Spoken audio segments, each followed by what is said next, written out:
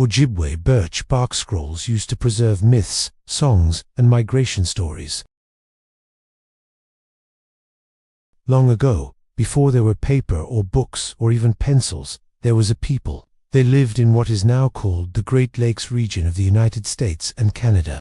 They were called the Ojibwe, also known as the Chippewa or Anishinaabe, meaning people or sprigged people. For thousands of years, they had no written language, no books, but they had something better, something more powerful than books. They had each other and their stories, and the stories had power. They had magic. So let me ask you this question. If you have no paper or books, how do you keep your history? How do you keep your songs, your myths, your sacred teachings? How do you keep all that stuff in one place so it doesn't get lost? In this episode, we're going to find out how.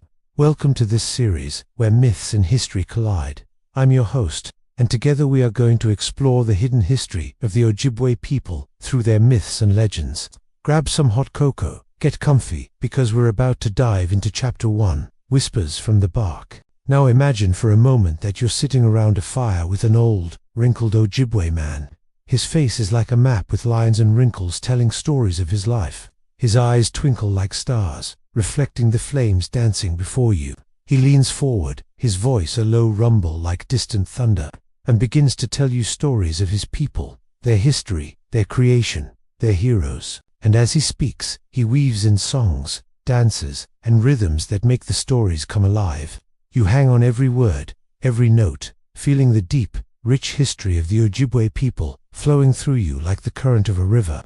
Stories like these have been shared for thousands of years among the Ojibwe people, and they've been keeping their history alive through these stories, through their songs and myths, and through a secret they've been hiding for centuries. The Ojibwe kept their history in what they call birch bark scrolls. And these weren't just pieces of bark lying around some old guy's house. These were living archives of memory, myth, and migration, imbued with the spirits of the stories they held. The Ojibwe people have a rich oral tradition. For generations, they've passed down their history, culture, and beliefs through stories told around the fire, through songs and drums. But when the elders wanted to preserve a story, a law, a treaty, or any important message for future generations, they would write it down on birch bark. Yes, you heard right, birch bark. The Ojibwe didn't have paper, so they used the bark of the birch tree. And don't think for a second that these scrolls were just some old artifact lying around in a museum somewhere. No, they were living, breathing things. Each bark strip had a spirit, a guardian, and they were treated with reverence and respect. Imagine touching a piece of bark that's hundreds of years old, that's held the wisdom of your ancestors in its fibers. That's what the Ojibwe experienced every time they unrolled a scroll. These scrolls were more than just pieces of bark. They were libraries, they were teachers, they were storytellers, they were the keepers of the Ojibwe history and culture.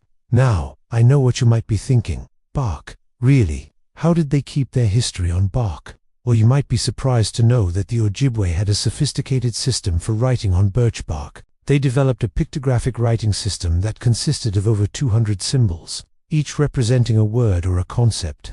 With these symbols, they could write on birch bark anything from historical accounts to legal documents, all kinds of stuff. And if you want to hear more about these amazing scrolls, and how the Ojibwe people used them to record their history, then stay tuned, because in the next chapter, we're going to roll up our sleeves and dive into the very first Ojibwe birch bark scroll ever discovered. It's a real page-turner, trust me. See you then. This is Chapter 2, The Birch Tree, a Sacred Gift. The birch tree is one of the most important trees to the Ojibwe people. Our very survival depended on the gifts the birch tree provided. The strong, flexible birch bark was used to make canoes so we could travel on the lakes and rivers. We used the bark to make our wigwams, our homes. We made baskets from the birch bark to carry all kinds of things. The inner bark was used for diapers for our babies, and even used as a form of birth control. The sap from the birch tree is sweet and can be drunk straight or made into syrup. And many medicines were made from different parts of this tree. The birch tree gave us so many gifts. It was considered a sacred tree. The Ojibwe people have a spiritual relationship with all living things. In Ojibwe, the trees are referred to as Ozo or Uki, which means relatives. This means that we are family. When my grandmother and other elders speak about our relatives, they do not only mean the trees but also the rocks, the animals, the waters, the plants, the sky and the earth. Everything is related. We all are part of one family. One time my grandmother and her brother were traveling in the northern part of Minnesota. They were walking through the forest, and they needed to cross a river, but the river was too wide to jump over. So my great-uncle started to look around to see if there was any fallen branches that they could use to get across the river. And while he was looking around, he noticed these two birch trees that had their branches intertwined, almost like they were reaching out for each other. The branches formed a bridge over the river. My grandmother and her brother looked at each other and smiled because they knew that the birch trees had done this just for them so they could cross the river. This story shows how the Ojibwe people believe that the trees are a living, breathing part of the family and community. Trees are not just inanimate objects. They are alive and can help humans when they need it. The birch bark was also very durable. It could last for many years if taken care of properly. It would protect whatever was inside. People put their most precious belongings inside birch bark to protect them. For example, in the old days, before refrigeration, people would put fish or meat inside birch bark containers to preserve it. There was also a special container made of birch bark that was used for holding sacred items. It was called the beam. The word bark in English comes from the Ojibwe word beam, meaning to protect, to keep safe. The birch bark protected what was inside, so it was used to protect our most precious items. The birch bark was also very flexible. It could be bent and shaped without breaking. This made it perfect for making canoes. A canoe is the most important item an Ojibwe family could own. Canoes allowed us to travel on the lakes and rivers. We used canoes to get to our fishing grounds. We used canoes to trade. We used canoes to visit other families. We used canoes to travel across the big water when we were fleeing from our enemies. The birch bark was also used to make the frames for our wigwams. A wigwam is our traditional dwelling. It was the place where our family lived and was raised. The birch bark was able to bend and conform to the shape of the wigwam frame. Birch bark was the perfect material for making the roofs of the wigwam. Not only did the bark keep our family safe from the wind and rain, it was also breathable, allowing the air inside to stay fresh. The birch bark was strong enough to withstand the weight of snow. And in the summer, the bark breathes and allows the heat to come in and out of the wigwam. Birch bark was the perfect material for the roof of our homes. The Ojibwe people believed that the birch tree was a symbol of protection, survival and strength. The birch tree was one of the first trees to appear in the spring after the winter. Its leaves were a sign that warmer days were ahead. It represented new beginnings, hope and renewal. We used the birch tree for so many things. It was one of the most useful trees for the Ojibwe people. Because the birch tree gave so many gifts, it was considered a sacred tree. It was believed that the birch tree could protect people from harm. If a person was lost in the woods, they could ask the birch tree for help. If a person was sick, they could ask the birch tree for healing. If a person was hungry, they could ask the birch tree for food. The birch tree was also a symbol of wisdom and knowledge. The bark of the tree was used to write down stories and songs. These stories and songs were passed down from generation to generation. The bark was also used to record historical events. This helped to keep the history of the tribe alive. Without the bark of the birch tree, the Ojibwe people would not be able to pass down their culture and history to future generations. But you may be asking yourself, why did the bark work so well for recording stories, songs, and history? Well, you see, the Ojibwe people have a special relationship with nature. We believe that everything is connected. We believe that the trees are our relatives. We believe that the animals are our brothers and sisters. We believe that the water is our lifeblood. We believe that the earth is our mother. We believe that the sky is our father. We believe that everything is connected. We believe that the trees are our relatives. We believe that the animals are our brothers and sisters. We believe that the water is our lifeblood. We believe that the earth is our mother. We believe that the sky is our father. In the past, the Ojibwe people traveled all over this land. In order to share the stories and teachings with other members of the tribe, a record-keeping system was developed. You see, the Ojibwe people never had a written language. Everything was done orally. Stories and teachings were passed down from generation to generation by word of mouth. To help remember the stories and teachings, the Ojibwe people used a variety of mnemonic devices. One of the most common devices used was the use of birch bark. The bark was very durable and could be kept for many years. Another mnemonic device used by the Ojibwe people was the use of mnemonic stories.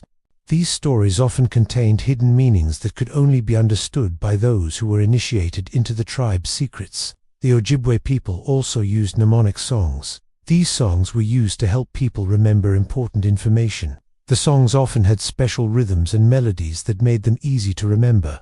The Ojibwe people also used mnemonic devices such as the use of rhymes and repetition. These devices made it easy for people to remember important information. Not only was it durable and easy to work with, but it was also a symbol of protection, survival, and strength. The Ojibwe people believe that the birch tree is a sacred tree that can protect people from harm and provide them with food, healing, and wisdom. The birch bark was used to write down stories and songs that were passed down from generation to generation. Without the birch bark, the Ojibwe people would not be able to pass down their culture and history to future generations. Now let's talk about why bark was also perfect for recording knowledge. The Ojibwe people knew that the birch tree could be tapped every year for its sap, and that the bark could be stripped from the tree without killing it. This made bark a sustainable material for recording knowledge. The Ojibwe people also knew that bark was a natural material that would eventually decompose. This made it a humble material for recording knowledge, and it reminded them that all knowledge eventually passes away. The Ojibwe people also believed that bark was a pure material that was not tainted by human hands. This made it a clean material for recording knowledge, and it reminded them to approach knowledge with a clear mind. As we come to the end of this chapter, we want to leave you with a final teaching from the Ojibwe people. The trees remember. The trees have been here long before we were here, and they will be here long after we are gone. The trees have seen everything that has happened on this land, and they have felt the pain and suffering that has occurred here. But the trees still stand tall and strong, and they continue to give us the resources that we need to survive. We must learn to forgive and to heal. We must learn to be grateful for the gifts that we have been given. Now it is time for you to give back. If you have learned something new, then teach it to someone else. If you have been inspired, then inspire others. If you have been healed, then heal someone else. Chapter 3: Origins of the Birch Bark Scrolls. Stories about the Ojibwe people tell of how they carried their culture, laws, and history on birch bark from one generation to the next. But how did that start? Well, that's what we're going to explore in Chapter 3, the origins of the Birch Bark Scrolls. But before we get started, so where did the Ojibwe people get the idea of putting their knowledge on birch bark? That question has been asked by anthropologists and historians for generations, and there isn't a single answer that everyone agrees on. But we do have a few different theories, and we'll look at those now. One of the earliest references to birch bark scrolls comes from an Ojibwe elder named Oshkosh Kiwigam, also known as Gila, who lived from 1823 to 1905. He was born near Madeline Island on Lake Superior, where the Ojibwe had been living for hundreds of years. Oshkosh Kiwigam told anthropologist Franz Boas that these scrolls originated with a man called Geechee Haim, also known as the Southern Sky. According to tradition, Geechee Haim came down from the sky world and taught the Ojibwe people how to make fire, how to hunt and fish, and how to make canoes. He also showed them how to put their knowledge on birch bark, so it would last forever. This is what Oshkosh Kiwigam told Boaz. Then there's the story that the scrolls were invented by a woman named Agawamik, which means she who writes. She was said to be the wife of Nanabozo, the trickster culture hero who appears in many Ojibwe stories. According to this version, Agawamik was given the gift of writing by the spirits while she was gathering birch bark. When she returned to camp, she showed her people how to use charcoal to write on the bark. This is the story that the Ojibwe artist Norvel Moroso painted here. You can see Agawamik in the lower right corner writing on a birch bark scroll, and above her you can see Nanabozo holding a scroll. There are other stories too, like the one that says the scrolls were brought to the Ojibwe people by a giant eagle, or the one that says they were given to the Ojibwe by the spirits at a place called the Big Sea, also known as Gitche Gumi, the largest of the Great Lakes. Now I don't know which of these stories, if any, really explains how the birch bark scrolls started. But what I do know is that the Ojibwe people have been using birch bark to record their knowledge since long before any of these stories were written down. The birch tree is native to the Northern Hemisphere, and it grows over a wide area that includes the upper Midwest and the Great Lakes region of the United States and Canada. This is the traditional territory of the Ojibwe people, along with many other First Nations. In fact, The Ojibwe are one of the largest First Nations groups in North America, with more than 100,000 members today. Their name in their own language is Anishinaabe, which means original people, and their history goes back thousands of years. In fact, the Ojibwe people were living in the Great Lakes region long before European explorers and fur traders arrived. They had a rich culture with its own language, religion, and traditions, and they had a deep understanding of the natural world around them. They knew how to hunt and fish, and how to live in harmony with the environment. And they passed this knowledge down from one generation to the next, through stories, songs, and rituals. But as time went on, they needed a more permanent way to record their history and their traditions, so they turned to birch bark. Now I should point out here that birch bark wasn't exactly a new invention. The Iroquois people had been using birch bark for centuries to make canoes, containers, and other items. The Ojibwe learned these techniques from them, but the Ojibwe took things a step further. They didn't just use birch bark for practical purposes, they also used it for spiritual and medicinal purposes. This brings us to the Midewiwin Society, also called the Grand Medicine Society. It was a secret society of Ojibwe medicine men and women, who were responsible for keeping the tribe's spiritual and medicinal knowledge alive. The Midewiwin Society was founded by Gitche the Great Spirit, and it was passed down from generation to generation through a secret ceremony called the Midewiwin. The Midewiwin was a sacred ritual that involved dancing, singing, and the use of herbs and medicines. It was a way of keeping the Ojibwe people healthy and connected to the spiritual world, and it was also a way of passing on their history and their traditions. This is where the scrolls come in. The Midewiwin Society kept their knowledge secret and encoded it in their songs, rituals, and stories. Only the members of the society were allowed to see the scrolls, and only during the secret ceremony. The scrolls were not just pieces of paper. They were sacred objects that contained the history and traditions of the Ojibwe people. They were also a way of keeping their culture alive. You see, the Ojibwe people had a lot of knowledge about the natural world. They knew how to use plants to treat illnesses, how to read the stars to tell the time, and how to track animals to hunt them. But this knowledge was not written down anywhere. It was kept in the minds of the elders. But as time went on, it became more difficult to keep this knowledge alive.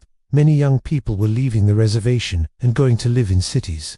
They were no longer in touch with the land or the traditional way of life, and without the Midewiwin Society to teach them, many of their traditions and customs were being lost. But then, in the early 1900s, a group of Ojibwe leaders decided to take action. They wanted to preserve their culture and traditions for future generations, so they began to write them down on birch bark. They started with the most important knowledge, the Midewiwin. This is what makes the scrolls so secretive. They weren't just casual writing. They were sacred. Only those who were initiated into the Midewiwin Society were allowed to see them. Now, I should point out here that the Ojibwe people were not the only ones who used birch bark scrolls. Other Native American tribes in the Great Lakes region also used them, such as the Ottawa, the Cree, and the Chippewa. But the Ojibwe scrolls are the ones that have survived the longest and are the most well known. So what exactly did these scrolls look like? Well, they were made from the inner bark of the white birch tree. The bark was stripped from the tree in long strips and then dried and treated to make it waterproof. The scrolls themselves were usually rolled up and tied with a string. They were written on with charcoal or black ink, and some of them were decorated with paint or drawings. The Ojibwe people wrote from right to left and from top to bottom, and they used a system of symbols and pictograms to represent words and phrases. Some of the scrolls also had a phonetic alphabet, which was developed by the Jesuit missionaries who were trying to convert the Ojibwe people to Christianity. This alphabet was based on the Latin alphabet, and it was used to write the Ojibwe language. The Ojibwe scrolls covered a wide range of topics, including myths, songs, rituals, clan knowledge, history, and lore. They were a way of keeping the Ojibwe people's culture alive. The myths and legends were stories that were told for generations before they were written down. They contained the history and traditions of the Ojibwe people. They also contained their religious beliefs and their connection to the natural world. These stories were not just for entertainment. They were a way of teaching the Ojibwe people about their culture and their place in the universe. They were also a way of keeping their language alive. Songs were an important part of Ojibwe culture. They were used for everything from ceremonies to celebrations to mourning. The scrolls contained the lyrics to hundreds of songs, These songs were not just for listening to, they were a way of participating in the culture. Every Ojibwe person was expected to learn the songs and to sing them at important events. The scrolls also contained instructions for how to perform the rituals and ceremonies. These were very important because they were a way of connecting with the spiritual world. The Ojibwe people believed that the spirits could only be reached through certain rituals. The scrolls contained the instructions for these rituals, so they were an essential part of the Midewiwin Society.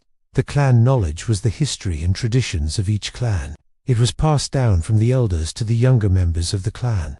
The scrolls contained the clan's genealogy, their land use, and their responsibilities to the community. The history was the record of the Ojibwe people. It contained the stories of their migrations, their wars, and their treaties with the U.S. government. The law was the rules and regulations that governed the Ojibwe people. It was based on their traditions and customs. The scrolls contained the laws about hunting, fishing, and land use, as well as the laws about behavior and marriage. Keeping all this knowledge alive was the purpose of the scrolls. They were a way of preserving the Ojibwe people's culture and traditions for future generations. The Midewiwin Society was responsible for keeping the scrolls safe and passing them on to the next generation of medicine men and women. They were not allowed to share the contents of the scrolls with anyone outside of the society. This is why the scrolls are so secretive. The birch bark scrolls are an important part of Ojibwe culture. They are a way of keeping their history and traditions alive. They are also a reminder of the importance of preserving cultural knowledge. Without the scrolls, much of the Ojibwe people's culture would have been lost. They are a testament to the resilience and adaptability of the Ojibwe people. The Ojibwe people are still using birch bark scrolls today. They continue to write down their history and traditions on birch bark. They also use the scrolls in their ceremonies and rituals. The scrolls are a living tradition that continues to play an important role in Ojibwe culture. Well, that's it for this episode. If you enjoyed this video, please hit the like button. If you haven't already subscribed, please do. And remember, stay curious. Chapter 4, we're going to talk about how the scrolls are made. It's summertime. The sun is shining. It's warm outside. The sap is flowing through the birch tree. Now is the time that we have to harvest the bark. If you harvest the bark at the wrong time of year, the bark will not come off cleanly and your birch tree will be ruined. So you have to wait until the sap is rising in the birch tree during the summer months. And when you harvest birch bark, you have to do it very carefully because you don't want to damage the tree. You usually find birch trees growing in large groves. There might be hundreds of birch trees in one grove. And what you would do is you would select a tree that was strong and healthy. The tree had no diseases on it, there were no bugs, and it was a mature tree, but not too old. And you would take a hatchet or an axe and you would make a cut about 2 feet up from the ground. That way, if any animals come along, they can't reach that high. They won't be able to gnaw on your birch bark. Then you take a sharp knife and you would start shaving the bark off of the tree. You go around the tree in a circle, just like peeling an orange or a banana, and you peel off long strips of bark. You try not to tear the bark. You try to get long, unbroken pieces. When you finish, you would take the hatchet and you would widen the cut that you made earlier. This allows the sap to flow out of the tree and also lets the tree heal over the cut so it does undry out and die. Now that you have the bark, you now have to soften it. You can't stitch together sheets of birch bark directly. You have to soften the bark so that it will bend and curve without breaking.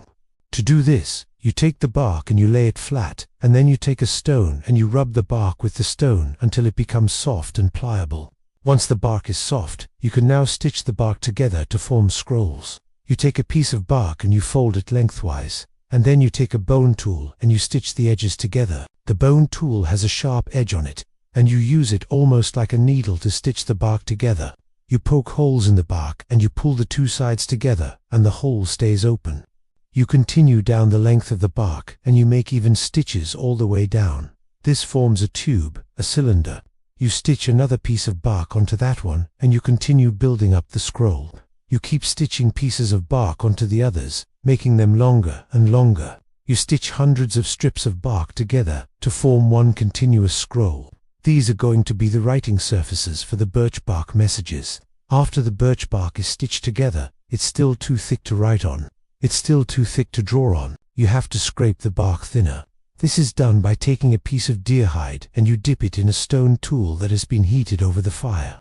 It has dipped in the hide, and the hide acts as a glove, so you do uncut yourself. Then you take a sharp stone tool and you scrape the bark, scraping it thinner and thinner.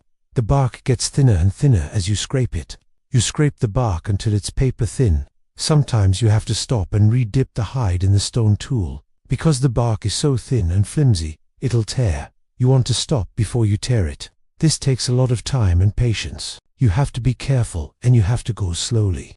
Once the bark is thin enough, it's ready to engrave. The easiest way to engrave birch bark is to take a bone tool. Bone tools are easy to make. You take a deer leg bone and you scrape the meat off of it and you sharpen one side into a nice sharp point. It's like a chisel. You can also take metal tools and make the same type of engravings, but bone tools are used most often. You take the bone tool and you apply pressure and you etch lines into the birch bark. Depending on how hard you press with the bone tool and how fast you move, determines how deep the line is in the bark. The faster you move and the lighter you press, the shallower the line is in the bark. The slower you go and the harder you press, the deeper the lines are in the bark. The birch bark scrolls are engraved with important messages. Each symbol on the birch bark has a special meaning. Each symbol has a special power. Each mark left on the birch bark carries with it a lot of sacred weight. Some symbols are secret and can only be known by certain people. Other symbols are more well known.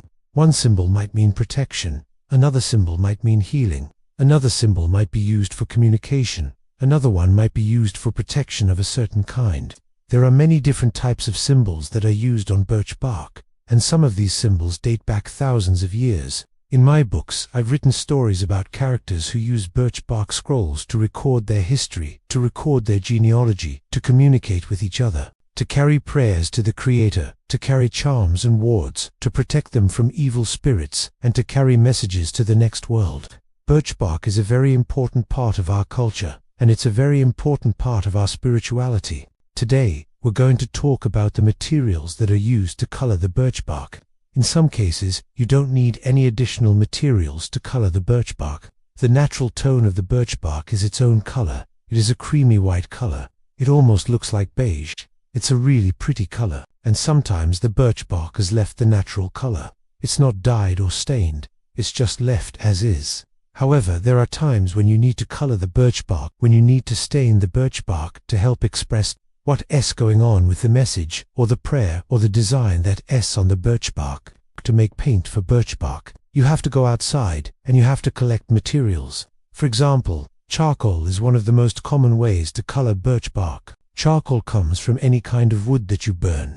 You can make charcoal from burning maple wood, birch wood, oak wood, cedar wood, any type of wood. When the wood burns, it creates a black residue, and that residue is charcoal. Charcoal is great to use on birch bark. It's water soluble. It mixes easily with water. It's really good for making big broad strokes on the birch bark. It's really good for covering a lot of area. It's also really good for showing contrast against the light-colored birch bark. The dark charcoal shows up really good on the birch bark. Another way to color birch bark is to use pigments. Pigments come from plants. Most plants have some sort of pigment in them that you can use to color birch bark. Yellow comes from certain plants. Red comes from certain plants. Blue comes from certain plants. Green comes from certain plants. Plants are a really good source of color for birch bark. When you're out in the woods, you're gathering other materials. You might notice a plant that has a certain color. You pick that plant, you dry it out, and then you grind it up into a powder. This powder is the pigment that you use to color your birch bark. When you're ready to use the pigment, you take the powder and you mix it with water, and you stir it up, and you let it sit overnight. The next day you have a nice liquid that you can now use to color the birch bark. Another way of getting color onto the birch bark is to take the plant itself, and you mash the plant onto the birch bark.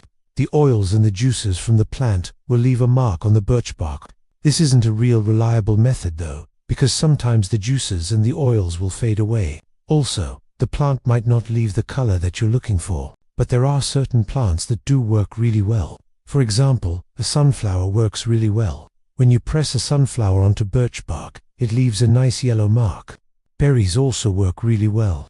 If you press berries into birch bark, they leave a nice purple mark. Walnut hulls work really well. They leave a nice purple mark on birch bark. Indigo leaves also work really well. They leave a nice blue mark on the birch bark. Sumac leaves work really well. They leave a nice red mark on the birch bark. And of course, charcoal, which is really easy to get, works really well on birch bark. It leaves a nice black mark. Now that we've talked about all the materials that are used to make birch bark scrolls, we've talked about how the birch bark is harvested, we've talked about how the birch bark is softened, we've talked about how the birch bark is turned into scrolls, we've talked about how the birch bark is scraped thin, and we've talked about the various methods used to make the colors.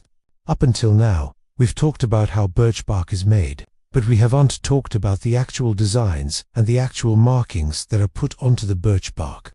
In this video, I am going to teach you a little bit about the designs and the markings that are used on birch bark. Birch bark is used for many different purposes in our culture. Birch bark is used for record keeping. It's used to write down family histories. It's used to record genealogy. It's used to record stories and legends and myths and history and all the things that happened in a person's life. Birch bark is also used for communication. People communicate with each other through birch bark messages. Birch bark is also used for spiritual purposes. People communicate with the Creator through birch bark messages. People pray on birch bark. They ask the Creator for help on birch bark. They ask the Creator for protection on birch bark. Birch bark is also used as a charm. There are certain designs and symbols and markings that are left on birch bark to drive out evil spirits. Evil spirits can't cross over birch bark, so birch bark is hung up in houses to keep the evil spirits away. It's hung up in medicine bags to keep the evil spirits away. It's also used to wrap certain objects that have power and that have spiritual value. All these different uses for birch bark require different symbols and different markings. Each symbol has a certain power. Each symbol has a certain meaning. For example, the circle is one of the most common symbols that's used on birch bark. The circle is a really powerful symbol. The circle has no beginning and it has no end. It goes on forever. The circle represents eternity. It represents the cycle of life. It represents the cycle of birth, death and rebirth. The circle is also used to represent the sun. It represents light. It represents the moon. It also represents the earth. Because the earth is round, it's a sphere. The circle is a really powerful symbol and it's used for all kinds of different things on birch bark. Another powerful symbol that's used on birch bark is the spiral. The spiral is a really interesting symbol. It starts in the center and it moves outward. It's a symbol of growth, of expansion, of moving forward. It's also a symbol of life, because life starts in the center and expands outward. Just like a baby is born in the center and grows up and goes out into the world. The spiral is also a symbol of the path that a person takes in their life. It starts in the center and it moves outward. The spiral is also a symbol of the sun. The spiral represents the sunrise. It moves from east to west. It's a symbol of daytime. It's a symbol of energy and activity. Another powerful symbol that's used on birch bark is the triangle. The triangle is a really stable shape. It's a really strong shape. It has 3 points. Some people think that it represents the 3 most important things in a person's life, like maybe it's family, faith, and tradition. The triangle is also a symbol of the mountain. The mountain is a place where a person can go to find solitude, where a person can go to find peace, where a person can go to find strength and courage. The triangle is also a symbol of the sky. The sky is above us. It protects us. It gives us rain and snow, and all the things that we need to survive. The triangle is a really powerful symbol and it's used for all kinds of different things on birch bark. Another powerful symbol that's used on birch bark is the cross. The cross is a symbol of protection. It's a symbol of strength. It's a symbol of the 4 directions, east, south, west, and north. The cross is also a symbol of the 4 elements, earth, air, fire, and water. The cross is also a symbol of the 4 seasons, winter, spring, summer, and fall. The cross is a really powerful symbol and it's used for all kinds of different things on birch bark. These are just a few of the most common symbols that are used on birch bark. There are hundreds of different symbols that are used on birch bark, and each symbol has a special meaning. Each symbol has a special power. Each symbol has a special story behind it, and each symbol carries with it a lot of sacred weight. This has been a lesson in birch bark. Birch bark is a very important part of our culture and our spirituality. Birch bark is used for all kinds of different things, for record keeping, for communication, for prayers, for charms, and for spiritual purposes.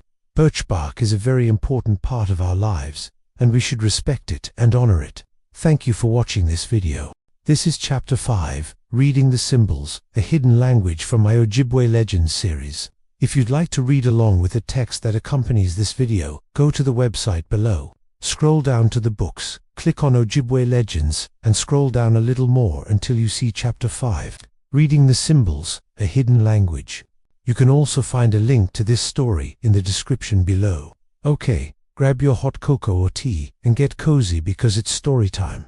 Many moons ago, before there were any written stories, all knowledge and history was held in the minds of people through memory and oral tradition. It would be a long time before paper and pencils would be invented, and even longer before computers and cell phones. And so the ancient ones had to use another method to remember songs, myths, and rituals. They used mnemonic devices, symbols carved into birch bark that would remind them of certain songs, myths, or rituals. When the Ojibwe people tell their stories orally, they sometimes use hand gestures, facial expressions, and drums to help them remember what to say. These are like the Ojibwe people's mnemonic devices, but when they couldn't use their voices, drums, or gestures, they used these scrolls. Now these aren't real alphabets like we have today. They're just symbols and pictures that remind the Ojibwe people of certain stories or ceremonies. Some of the symbols remind them of lines or circles, animals or geometric shapes. Each line, circle, animal, or shape reminds the Ojibwe people of a particular song, myth, or ritual. Most of these scrolls were made by the Midewiwin, a secret society whose duty it was to preserve the history and culture of the Ojibwe people. Only trained Midewiwin initiates could read them. Sometimes a single line might remind an initiate of a whole myth. And in the case of Midewiwin, the Master of Life, that's exactly what happened. The story goes that Midewiwin, the Master of Life, created the world in 4 days. On the first day, he created the land. On the second day, he filled the land with plants and animals. On the third day, he created the sky. And on the fourth day, he created the human. He looked at everything he had made and was pleased. He knew his work was done. Midewiwin, the Master of Life, went to the place where the Ojibwe people lived. He told them he was their creator and warned them that someday he would come back to visit them, and they must show him how they were living. He then gave them a mnemonic device, a reminder of who he was and why they must live good lives. Then he returned to where he lived in the sky. Hundreds or thousands of years passed, and the Ojibwe people forgot about Midewiwin, the Master of Life. They forgot everything he had taught them and reverted to old habits. They began to fight each other. They started to forget the plants, animals, and songs that Midewiwin had given them. They stopped honoring Mother Earth and did not take care of the land. Just when the Ojibwe people had forgotten all about Midewiwin, he came down from the sky to visit them again. When he saw how poorly they were behaving, he grew angry and took away their fire. Without fire, the Ojibwe people were miserable. They were cold and hungry and scared. They prayed every day for Midewiwin, the Master of Life, to return their fire.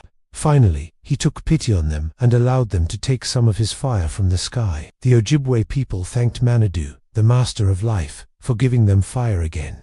They promised to never forget him and to always honor Mother Earth. They kept their promise for many generations, and all was well between the Ojibwe people and Midewiwin, the Master of Life. After Midewiwin, the Master of Life, visited the Ojibwe people, he left them with a gift, a single line on a birch bark scroll. This line reminded the Ojibwe people of everything he had taught them. It reminded them of creation and their responsibility to care for the earth. It reminded them of all the plants and animals and the songs of their people. It reminded them of the importance of family and community. It reminded them of their traditions and values. It reminded them of who they were. If you look closely at the line, you will see that it is made up of smaller lines. Each small line is connected to the others. They form a larger line that connects the Ojibwe people to Midewiwin, the Master of Life. The line is strong and sturdy, just like the Ojibwe people should be. It is straight and unwavering, just like the Ojibwe people's beliefs and values should be. It is a symbol of hope and strength, a reminder of the past and a guide for the future. It was only later that the Ojibwe people realized that the line on the birch bark scroll was actually a map of their history and culture. It showed them the direction they needed to go if they wanted to remember who they were and where they came from. The line led them to other scrolls, and those scrolls led them to more and more stories and histories. Eventually, the Ojibwe people were able to piece together their entire history and culture from the scrolls. Today, the Ojibwe people still have these scrolls. They keep them safe, and they pass them down to the next generation. The scrolls are a reminder of the Ojibwe people's past, and a guide for their future. They are a reminder that no matter how difficult things may seem, the Ojibwe people will always have each other and their culture to rely on. They are a reminder that no matter how far the Ojibwe people may wander, they can always find their way home. Some of the symbols remind the Ojibwe people of lines or circles, animals or geometric shapes. Each line, circle, animal, or shape reminds the Ojibwe people of a particular song, myth, or ritual. If you want to learn more about these symbols, ask an elder or watch another episode. Only trained Midewiwin initiates could read the scrolls. That means that only a select few people could understand the symbols and pictures. These special people were called mnemonics. Mnemonics were responsible for keeping the history and culture of the Ojibwe people alive. They memorized songs, myths and rituals, and passed them down to the next generation.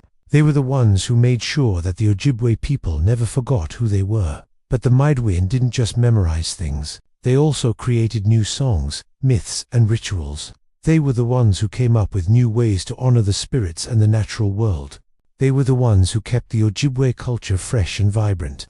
In order to become a mnemonics, a person had to go through years of training. They had to learn the songs, myths, and rituals by heart. They had to memorize the symbols and pictures on the birch bark scrolls. They had to learn how to read and write in the Ojibwe language. It was a lot of hard work, but it was also very rewarding. To be a mnemonics was to be a keeper of the culture. It was to be a teacher. It was to be a leader. If you want to learn more about the mnemonics, ask an elder or watch another episode. Sometimes a single line might remind an initiate of a whole myth. In this case, the line reminds the initiate of the myth of the two hunters. Two hunters were out in the forest. They had been walking for days. They were tired and hungry. Suddenly, one of the hunters saw a deer. He took out his bow and arrow and was about to shoot when the other hunter stopped him. The second hunter said, "No, we don't need this deer. We have plenty of food back at the village. Let's just leave it alone." The first hunter thought for a moment. He knew that his friend was right, so he put down his bow and arrow. Just then, a voice boomed through the forest. "You have been chosen." The hunters were scared, but they had to do what the voice told them. The voice told them to build a fire and make an offering. The hunters did as they were told. The voice told them to wait until the sun went down. The hunters waited patiently. When the sun went down, the voice told them to throw their weapons into the fire. The hunters hesitated, but they knew they had no choice. They threw their weapons into the fire. The voice then told them to take the ashes of their weapons and put them on their heads. The hunters did as they were told. The voice then told them to go back to the village and tell everyone what had happened. The hunters did as they were told. From that day on, the Ojibwe people never hunted deer. They respected all living things and never took more than they needed. Only the most skilled mnemonics could memorize an entire myth like this. It took years of practice and dedication to become a master myth memorizer. Sometimes the scrolls reminded the Ojibwe people of circles. Circles are a powerful symbol in the Ojibwe culture. They represent the circle of life, the cycle of seasons, and the relationship between the Ojibwe people and the natural world. The Ojibwe people believe that everything is connected and that they are part of a larger whole. The circle symbol reminds them of this connection and helps them to remember that they are never alone.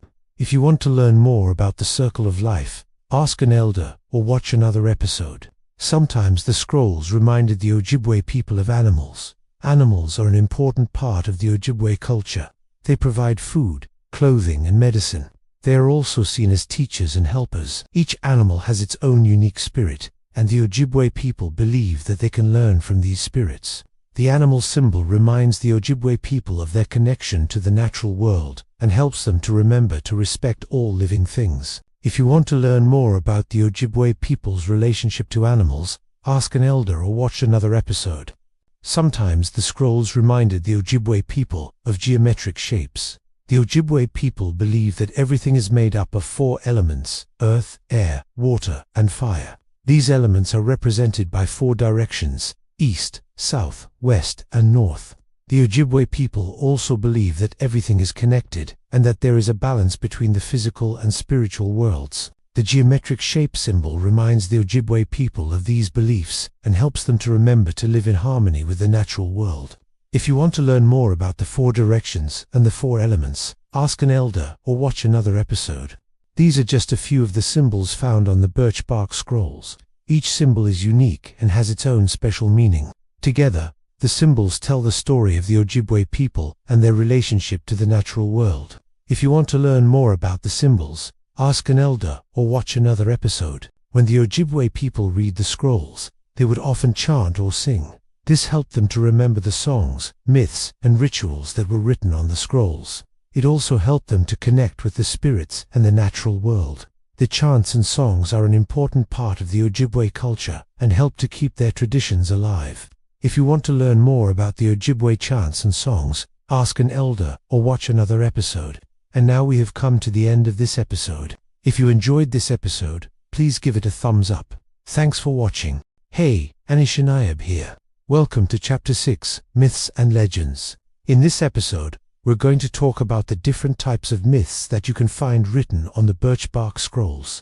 But before we get into all that, I want to ask you something.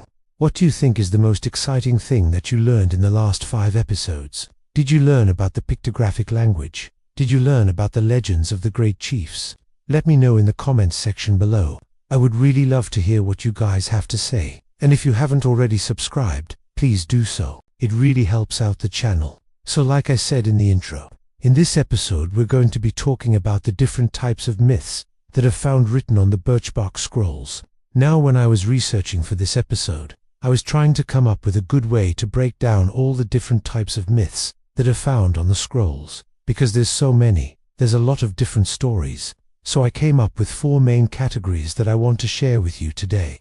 The first category is what I call the Great Migration story. This story covers the Ojibwe people's journey from the Atlantic coast all the way to the Great Lakes. In this story, it talks about the Ojibwe people being one of the first tribes that made their way to the Great Lakes region. Along their journey, they meet other nations who had migrated earlier, such as the Sioux and the Inca, and then once they arrive to the lakes, they meet the 3 daughters of the Great Spirit. In some versions, these 3 women represent the 3 main lakes, Superior, Michigan, and Huron, and each of these women have 3 brothers who act as protectors. These brothers were known as the 3 fish. They were giant fish who guarded these lakes, and depending on which lake they were at, they took on the form of different animals. So the brother who protected Lake Superior was a moose. The brother who protected Lake Michigan was a bear, and the brother who protected Lake Huron was a deer. So when the Ojibwe people arrived to the Great Lakes, they had to go through trials set forth by these 3 fish, or rather these 3 brothers who took on the form of fish. Once the Ojibwe people passed the tests, they were able to marry the 3 sisters and settle down in the region. Now I say the Great Migration story is a myth, because it's actually based on a dream that the Gitchi-Nuto, the Great Spirit, had given to Gitchi-Gumi, the old man of the lake. The dream was really long and covered a lot of ground, but the parts that the old man remembers are what he shared with his grandson named Warben. Warben was tasked with sharing this knowledge with his people, and after hearing the dream, the Ojibwe people used it as a guide to lead them to the Great Lakes. So even though it's called the Great Migration story, it's more of an oral tradition that was written down on the scrolls. And the reason why it was written down is so that future generations could read it and know about their history.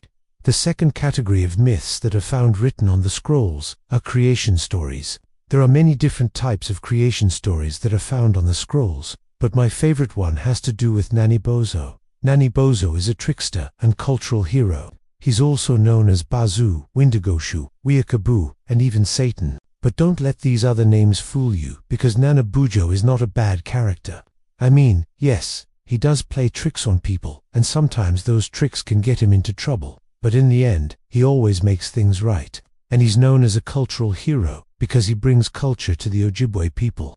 For example, in one of the creation stories, Nanabozo is the one who created the game of lacrosse. He went into the water, pulled up some cattails, and used them as sticks.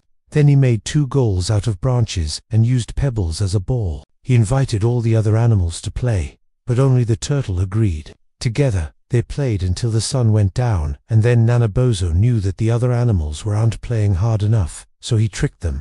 He told them that the next day, he was going to bring all the animals together again to play, and whoever scored the most points would get to eat the fattest fish in the lake. The animals took this challenge and ran home to tell their families to wake up early and to play hard. The next day, they all met back up to play, and Nanabozo decided that since the turtle was slow, he would start off with the turtle and see where he ended up.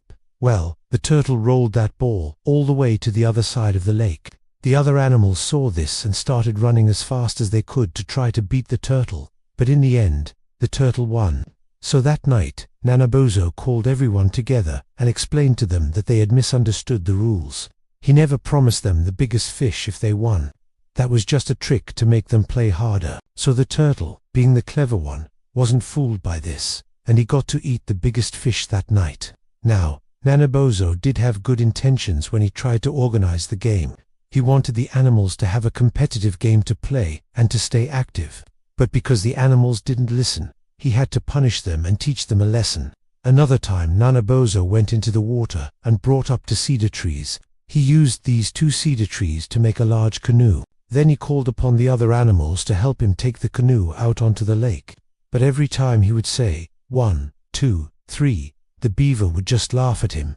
Finally, Nanabozo turned around and scolded the beaver, saying, "You laugh at me, but you will see." He took his knife and cut a notch into the tree and gave the beaver the sharp end. The beaver, not knowing what had happened, went to work gnawing on the tree. When Nanabozo turned around, the canoe was destroyed and the beaver was sitting there chewing on the remains. This is another example of how Nanabozo tried to bring a gift to the people, but because someone didn't listen, it failed.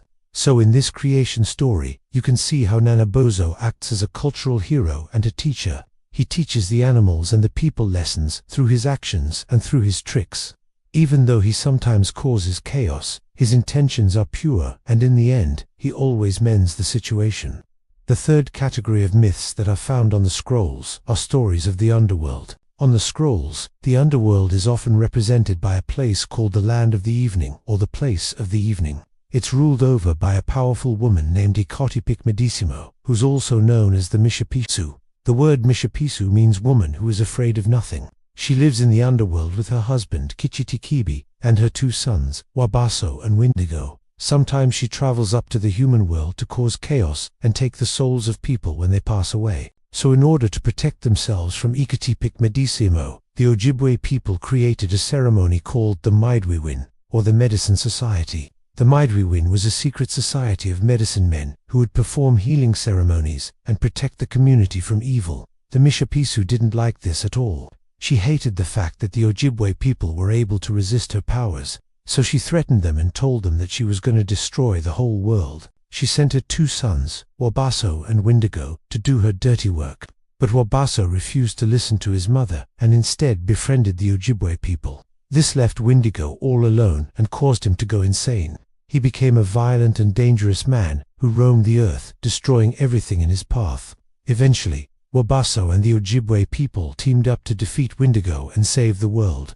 And ever since then, the Midewiwin has been passed down from generation to generation, and its power has continued to grow stronger. Now, this story is one of the most common ones that you'll find written on the scrolls. You'll see different variations of it throughout the collection. But this is the basic story of how the Midewiwin was created and how it saved the world from destruction. The fourth category of myths that are found on the scrolls are stories of sky beings, such as clouds, thunder, lightning, and the wind. Each of these beings have spirits inside of them, and they can interact with humans in both positive and negative ways. For example, there's a story on one of the scrolls about a young man who was out hunting one day, and he came across a dead moose. As he was cutting up the moose, he heard a voice in his head telling him to throw some of the meat up into the sky. At first, he thought that he was going crazy, but then he started throwing pieces of meat up into the air, and each time he threw a piece, he heard a loud clap of thunder. Finally, he threw the heart up into the sky, and that's when the storm cleared up and a rainbow appeared. In this story, the young man is able to communicate with the cloud beings and bring an end to the storm. If he hadn't listened to the voice in his head, the storm would have continued to rage. So in this story, you can see how important it is to listen to the voice of the clouds, because they can bring both good and bad weather. There are other stories on the scrolls about people who were visited by the Thunderbird, who gave them gifts and helped them in times of need. One of these gifts was the drum. The Ojibwe people believe that the drum is a sacred instrument that was given to them by the Thunderbird. It has the power to heal, to protect, and to bring people together.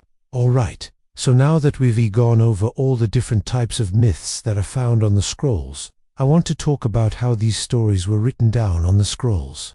The Ojibwe people believed that the scrolls were a way to preserve their history and culture. They knew that by writing these stories down, they would be able to pass them down to future generations and keep them alive. But there's more to the scrolls than just preserving history and culture. The Ojibwe people also believed that the scrolls were a way to connect with their ancestors. By writing down their stories, they were able to feel like their ancestors were present with them and that they were part of their everyday lives. The Ojibwe people also believed that the scrolls were a way to connect with the spiritual world. They knew that the stories that they were writing down were not just stories, but they were actually true events that had happened in the past. They believed that by writing down these stories, they were able to open themselves up to the spiritual world and receive guidance from their ancestors and from the spirits. The Ojibwe people used the birch bark scrolls as a way to remember the stories. Back in the day, they wouldn't have their stories written down, so they would have to memorize them. And it's very hard to memorize a bunch of stories without writing them down. So the scrolls were a way for them to remember the stories and keep them alive. Well, that's all I have for this episode. Please let me know what you think in the comments section below. And if you'd like to support the channel, there's a link in the description. If you haven't already subscribed, please do so. And I hope to see you guys next time. Bye. Chapter 7: Songs, Medicine, and Ceremonies. The previous chapter explained that the Ojibwe people had a pictographic writing system. Some of their pictographs were written on birch bark and are called by the Ojibwe the name Midewiwin. Others were written on long strips of hide. We have already explored the meaning of some of these symbols and their connection to stories which are part of the oral tradition.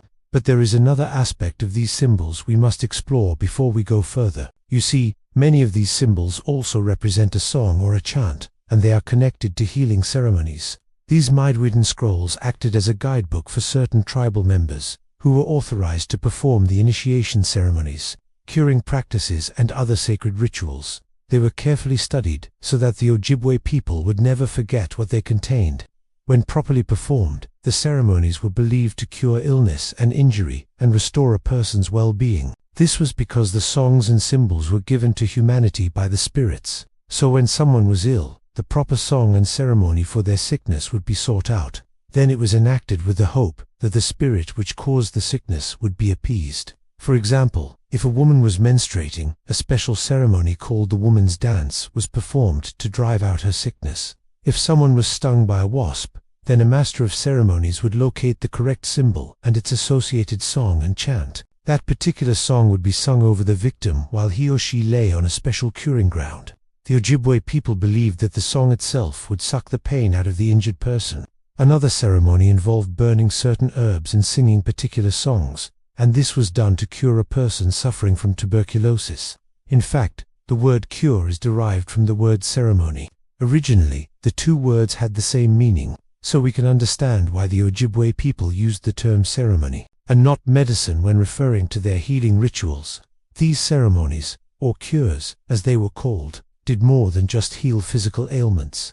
They were also meant to teach a person what they needed to do to make sure they did not repeat the mistakes that caused them to become ill in the first place. For example, if someone broke a bone, they would be cured and then instructed about how to behave so that the same bone wouldn't break again. They would be taught what tasks they should avoid doing in order to prevent a relapse. Before we continue, please remember to give this video a thumbs up and subscribe. These actions help our channel grow and keep producing videos about indigenous cultures. Thank you. In Chapter 6, we learned that one of the symbols representing Thunderbird looked like this. At first glance, it may look like a simple drawing of a bird, but upon closer inspection, we see that it's actually a stylized version of a bird with its wings spread wide, demonstrating its immense power.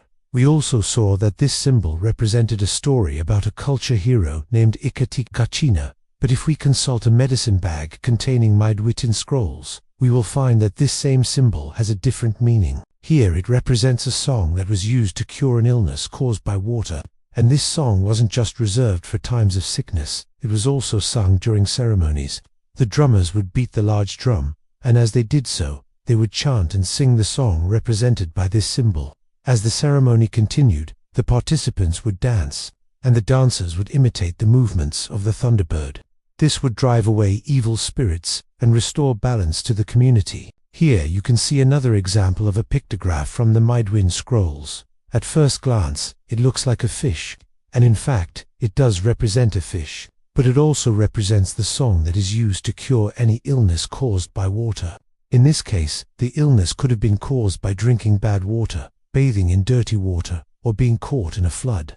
The song and ceremony would drive out whatever evil spirit caused the illness and restore the person to good health. This next symbol looks like a dragonfly. Once again, it does represent a dragonfly.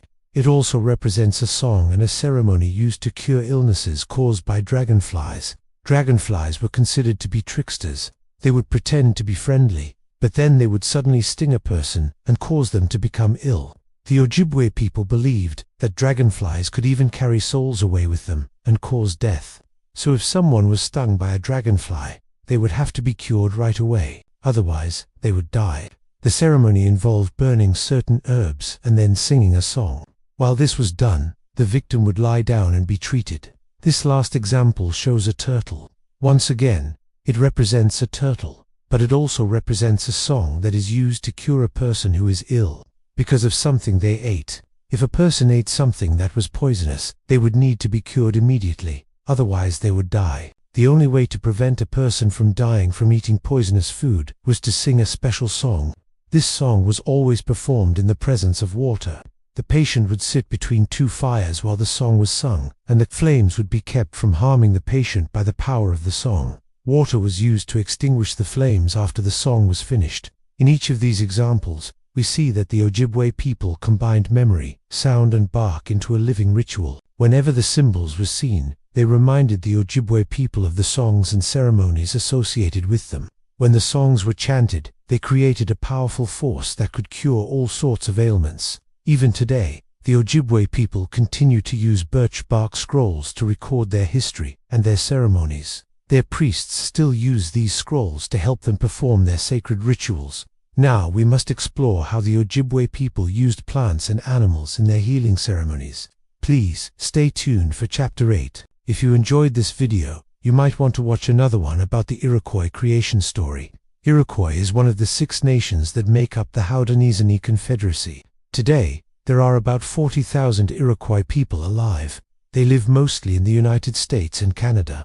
The Iroquois are known for their longhouses, their totem poles, and their wampum belts, which are made from the shells of clams and other shellfish. The Iroquois people have a rich culture with a lot of traditions that have been passed down from generation to generation. One of their most important traditions is their creation story. The Iroquois believe that they were created by a sky woman who fell from the sky world into the water. She was rescued by a muskrat who dove to the bottom of the lake and brought up mud to form an island. The woman then used the mud to create the earth. The Iroquois also believed that they were given the Great Law of Peace by a being known as the Peacemaker.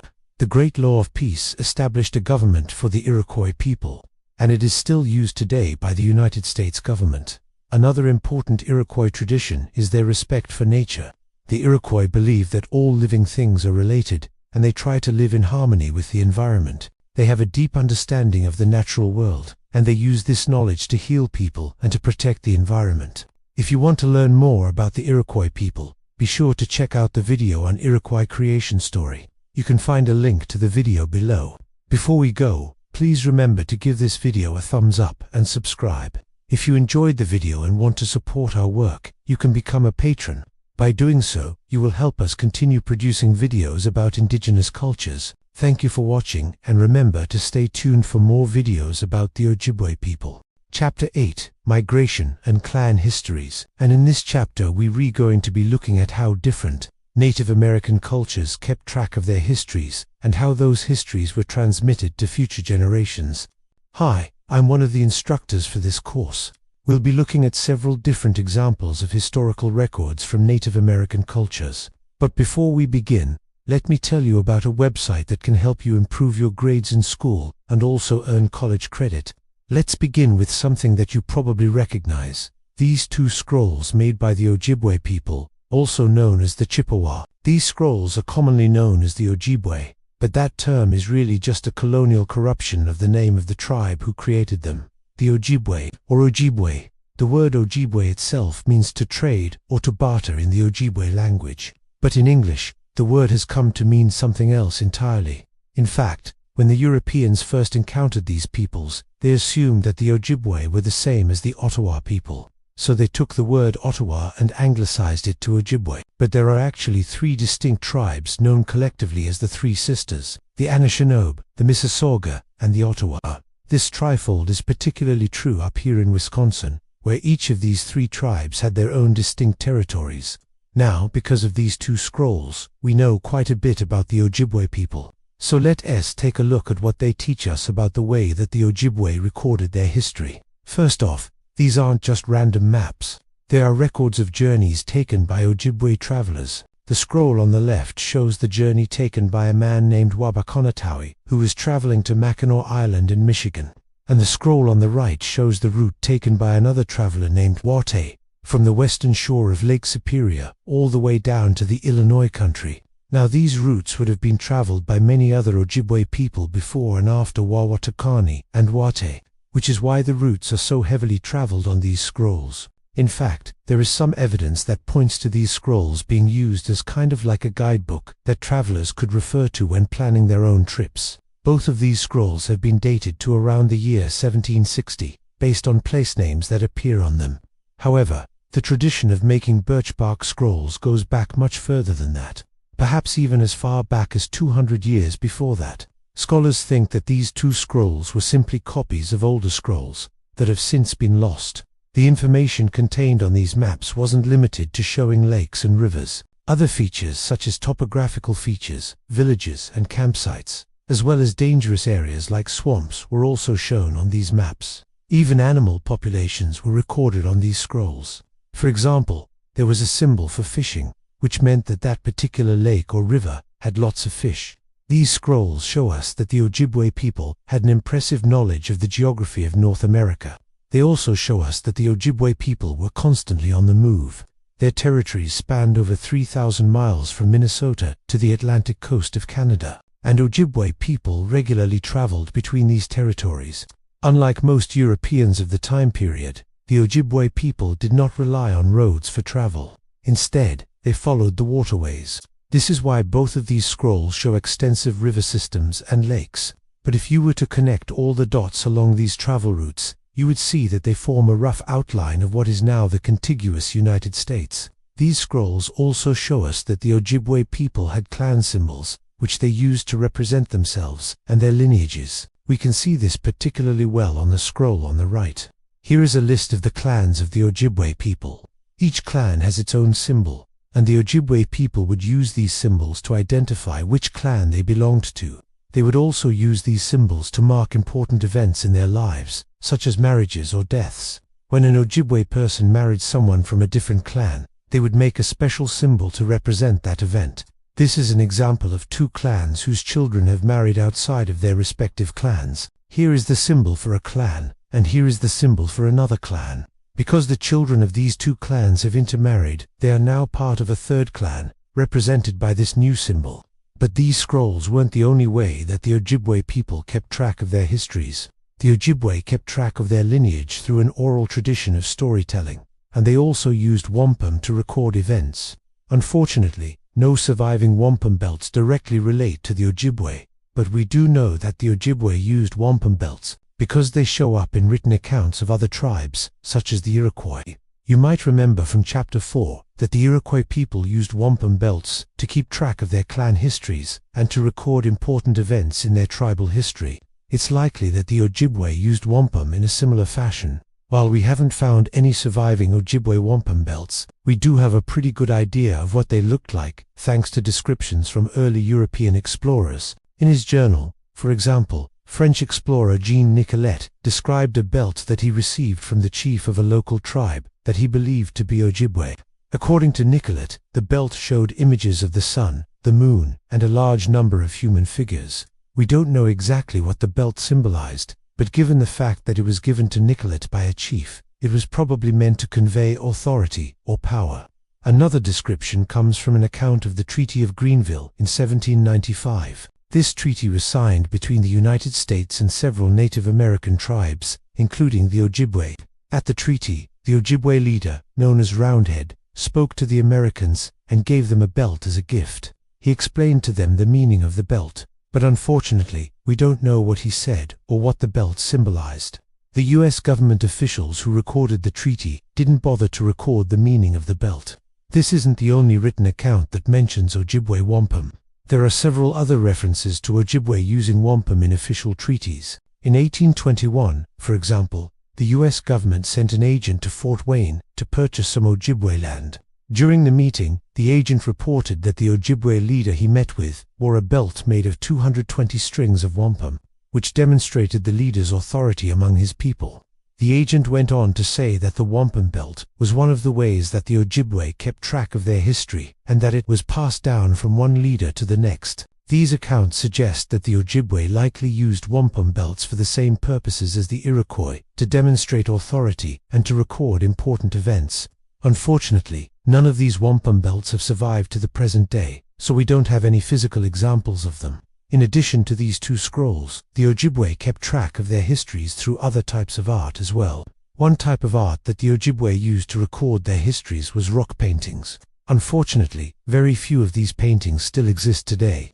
Most of them have been destroyed due to vandalism or erosion. However, there are a few examples that have survived, such as the paintings found at the Ontario stone mines. These paintings date back to around the year 1400. And they contain images of animals, humans, and geometric shapes.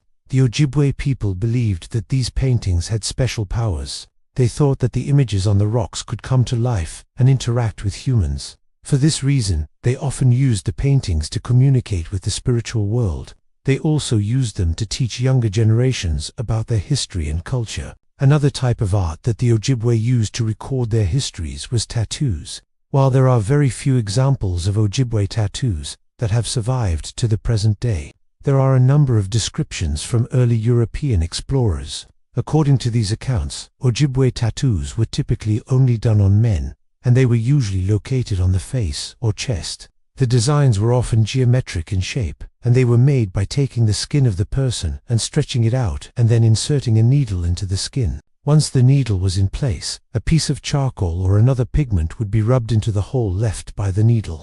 This process would then be repeated over and over again until the entire design was complete. While we don't know exactly what these tattoos symbolized, it's likely that they had some connection to the Ojibwe's clan system. Since clan symbols were so important to the Ojibwe people, it's possible that they used those symbols on their bodies as a way of displaying their clan affiliation. It's also possible that the tattoos had some connection to their religious beliefs, since the Ojibwe people believed that tattoos could help them communicate with the spirit world. Finally, the last type of art that the Ojibwe used to record their histories was wood carvings. While there are very few examples of Ojibwe wood carvings that have survived to the present day, there are a number of descriptions from early European explorers. According to these accounts, Ojibwe wood carvings were typically done on totem poles or other large pieces of wood. The carvings often depicted animals, humans, or spirits, and they were used for a variety of purposes, including religious ceremonies, clan markers, and memorials.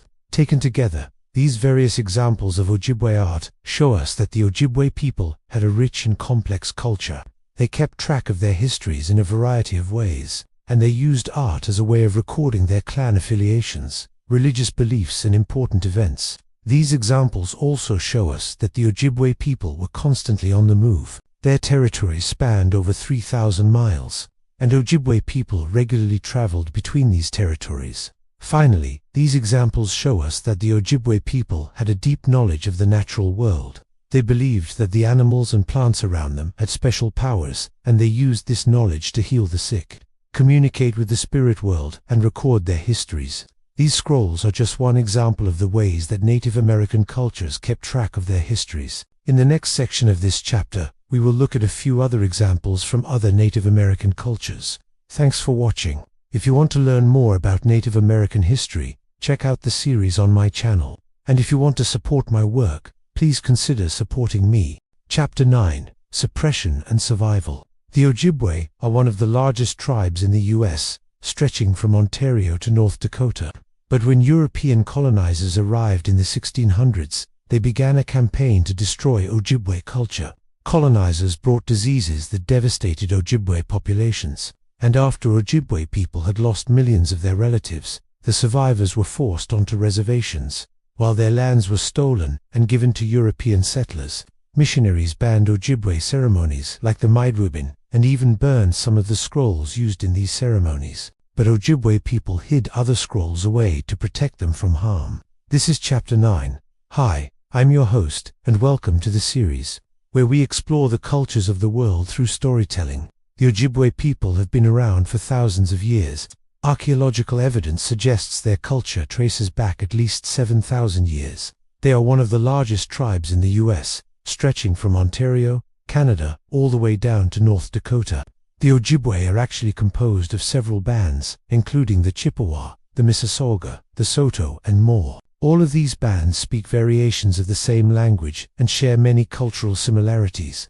But their way of life would be dramatically altered when French explorers and missionaries made contact with them in the 1600s.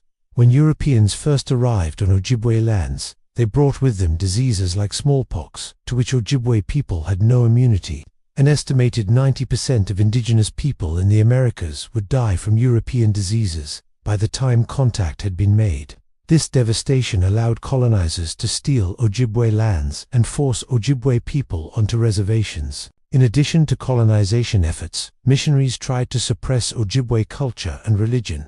Ojibwe people had complex religious ceremonies that incorporated singing, dancing, drumming, storytelling, and herbalism. But missionaries did not view these practices as proper worship of the Christian God. Instead, they labeled them pagan and attempted to ban them. For instance, the Midewiwin was an important Ojibwe ceremony that combined elements of religion and healing. It had a strong emphasis on community and helping others. Men would prepare for the ceremony by fasting and purifying themselves. Then, along with women and children, they would participate in dances, songs, and rituals that celebrated the Ojibwe connection to the natural world. Each step of the ceremony had a purpose, whether it was to heal someone sick or help someone troubled by a dream. These ceremonies could last for days and were led by medicine people known as Anishinaabe. They had received their knowledge through visions and dreams and were responsible for maintaining the well-being of their community. But colonizers did not approve of the Anishinaabe. In fact, they created laws prohibiting Native Americans from participating in what they viewed as pagan ceremonies. These laws forced Ojibwe people to hide and sometimes burn their sacred objects. Some scrolls containing Ojibwe knowledge were burned in the fires, while others were buried, hidden under rocks, or put inside hollowed-out logs. Others were rolled up and tucked into wampum belts to keep them safe. Knowledge of these ceremonies continued to be passed down through oral tradition, meaning that some Ojibwe people never forgot about them. Even if the scrolls and other physical reminders of them were gone, secret keeping played a vital role in preserving Ojibwe culture. Ojibwe people knew they couldn't openly practice their ceremonies, so they shared stories and knowledge in secrecy. They sang and drummed together in hidden places, continuing their traditions even when colonizers thought they had been wiped out. Still, other scrolls were taken from Ojibwe people by missionaries. These missionaries sometimes viewed Ojibwe people as savages and believed it was their mission to convert them to Christianity. To achieve this goal, they outlawed many aspects of Ojibwe culture, including the use of their language and the practice of their ceremonies. These missionaries took any Ojibwe religious texts they came across and burned them. In some cases, missionaries stole these scrolls from Ojibwe people, knowing that if they were found, they would be taken away. So instead of letting their scrolls be confiscated and destroyed, Ojibwe people hid them in hard-to-find places or gave them to people they trusted to protect them. Despite the efforts of missionaries, Ojibwe knowledge and culture endured. Many Ojibwe people kept their culture alive through secret keeping, oral tradition, and hiding their sacred objects. It wasn't until the late 1800s and early 1900s that ethnographers started rediscovering these texts. One of the first non-Native Americans to learn about the Midewiwin was American anthropologist Franz Boas. He was visiting an Ojibwe elder named John Perzetazwiji in Washington, D.C. in 1901. John had been taken from his home in northern Wisconsin as a child and placed in a government boarding school where he was forced to assimilate. But despite these efforts, John still remembered parts of the Midewiwin. After hearing about the ceremony from him, Franz traveled to Wisconsin to meet with other Ojibwe people and learn more. He spent summers with different bands, listening to stories, learning songs and taking notes. Eventually, he wrote about the Midewiwin and published his findings in an article titled "The Native Tribes of the Northwest Coast of the United States." While he learned a lot about the ceremony, there was still a piece of the puzzle missing. He didn't have access to any scrolls. Without the written texts, much of the knowledge contained within them was lost. After reading Franz's work, Ojibwe elder Edward Bentonbanai set out to share the remaining pieces of the puzzle. In 1961, he published The Storyteller, which included songs and narratives from the Edward was born in 1912 in northern Wisconsin. When he was just a baby, his father passed away, so his mother took him to live with her parents in southern Wisconsin. Because of this, Edward grew up speaking both Ojibwe and English. His mother told him stories about their heritage, but when he asked questions about the ceremonies, she said she didn't know the answers. Edward wasn't satisfied with her response. He wanted to know about the Midewiwin. So when he was in his early 20s, he went to live with an Ojibwe elder named Wabageshki. Wabageshki lived on Madeline Island in Lake Superior and was one of the last of the Midewiwin keepers. He taught Edward everything he knew, passing down knowledge that had been kept secret for generations. Not only did Edward learn about the ceremony, but he also became one of its leaders. He participated in the Midewiwin throughout his life and trained others to carry on the tradition. In addition to performing the Midewiwin, Edward wrote about it. His book, The Storyteller, contains 32 of the 48 ceremonies that make up the Midewiwin. But why does it matter that we know about the Midewiwin? Why is it important to preserve Ojibwe culture? Well, the Midewiwin is more than just a ceremony, it's a way of life. It teaches Ojibwe people how to live in harmony with each other and with the natural world. The Ojibwe have a deep connection to the land, and this connection is reflected in the Midewiwin. The ceremony includes prayers and rituals that give thanks to the earth, water, sky, and all living things. It also teaches Ojibwe people to respect and care for the environment. The Midewiwin has helped the Ojibwe people survive for thousands of years. It has helped them through times of colonization and oppression, and it continues to help them today. The Midewiwin is a powerful example of the strength and resilience of the Ojibwe people. And so Edward's book is more than just a collection of stories and songs. It's a testament to the Ojibwe way of life. While the missionaries may have tried to erase Ojibwe culture, they were unsuccessful. Ojibwe, people like John, Pratt, Edward, and Wabageshki kept their culture alive through oral tradition and secret keeping. And because of their efforts, we can learn about the Midewiwin and other Ojibwe ceremonies today. Thank you for watching. If you enjoyed this video, please hit the like button and subscribe to our channel. Your support helps us continue producing videos about Indigenous cultures around the world.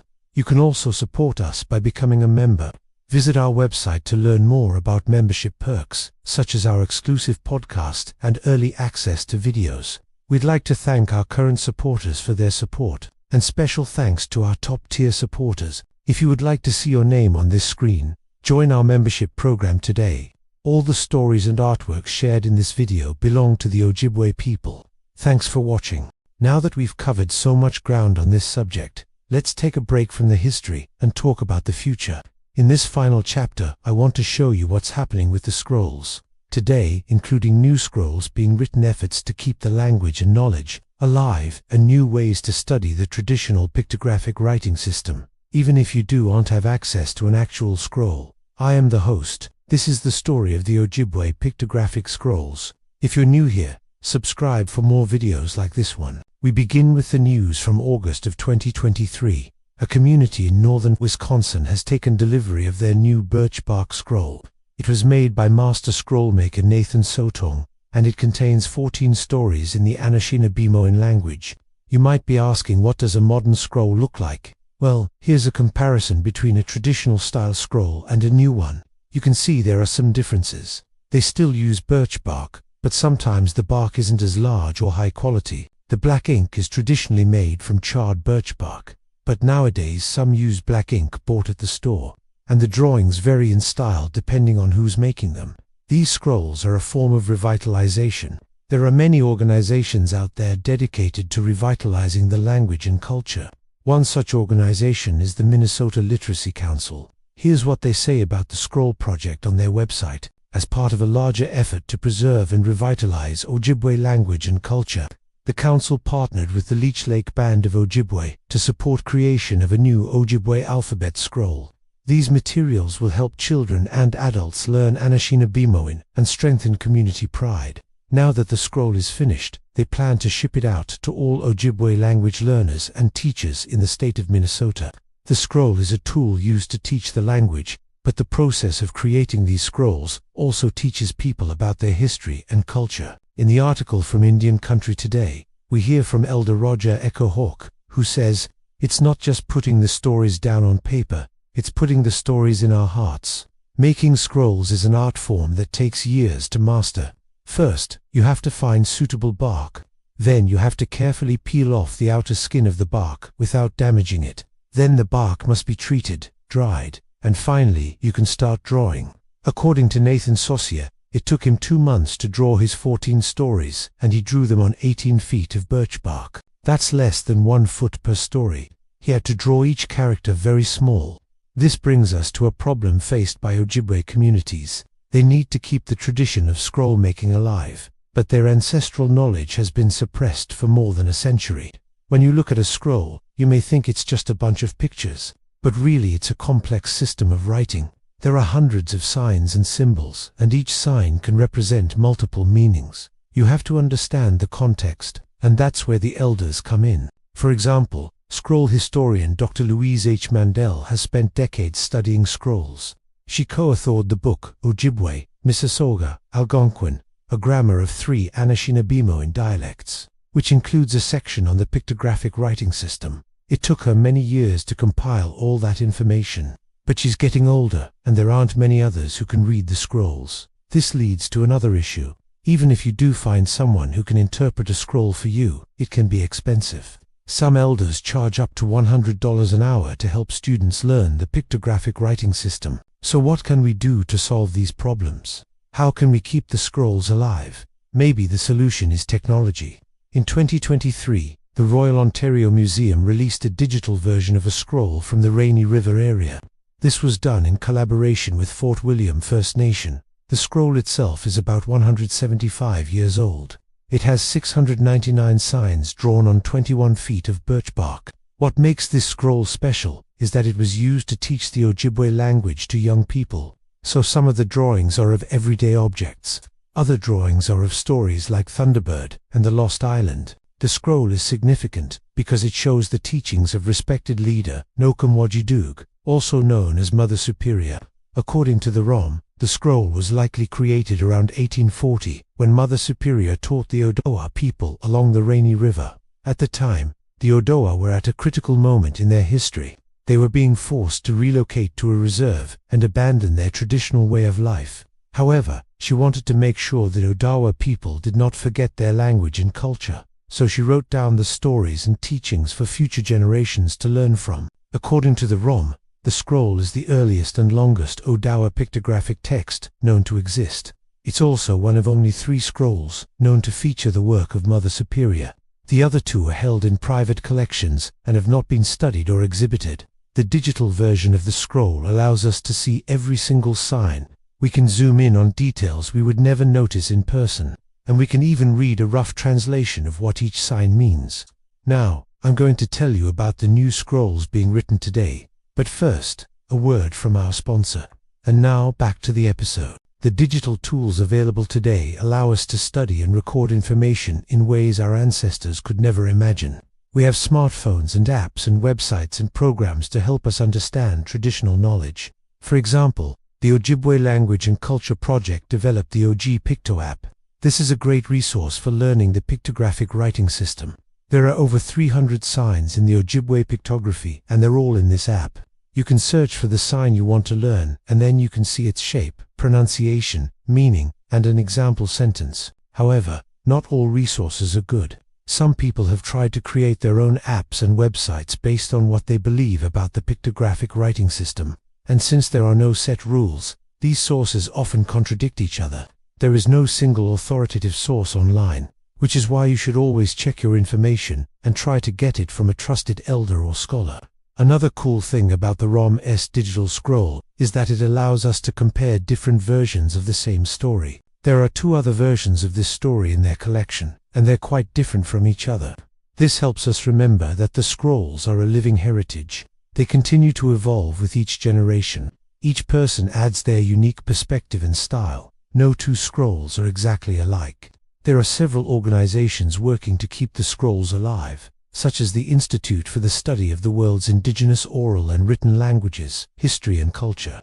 They've been funded by the National Endowment for the Humanities to develop an archive of digital scrolls. Their goal is to make these resources freely available to the public through the ROM's website. The scrolls are important because they contain stories, teachings, and historical records. They played a vital role in keeping the Ojibwe culture and language alive through generations. Today, Ojibwe storytellers, historians, and knowledge holders continue to draw inspiration from them. Knowledge of the pictographic writing system is essential for anyone who wants to learn the language fluently. Once you know the signs, you can communicate with people from Saskatchewan to New York. Even though the system isn't used as much anymore, it's still relevant. When the Ojibwe people were first contacted by Europeans, they had to change the way they communicated. Many of them learned English, but they continued to use their native language whenever possible. Nowadays, more and more people are choosing to learn Ojibwe. The language almost died out after residential school, but now it's making a comeback. Young people are learning it and creating new materials to share their culture. One example is the band Kinbrace. This is a group of 4 brothers from Wisconsin. Their music blends traditional drumming with modern genres like hip-hop and rock. The drums are played by Jody and Jesse, while their brothers Sean and Leighton performed the vocals. I'll play an excerpt from one of their songs, and then I'll explain why I chose it. There's a lot of talk about revitalization in this song. It's not just about language revitalization, but revitalization of culture, identity, and happiness.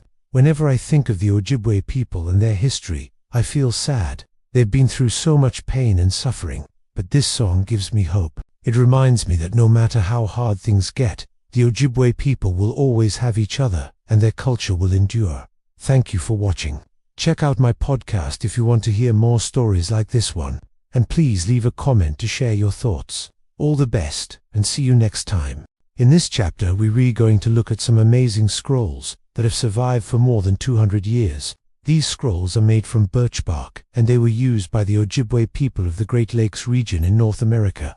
And today, we're going to focus on what these scrolls can teach us about memory.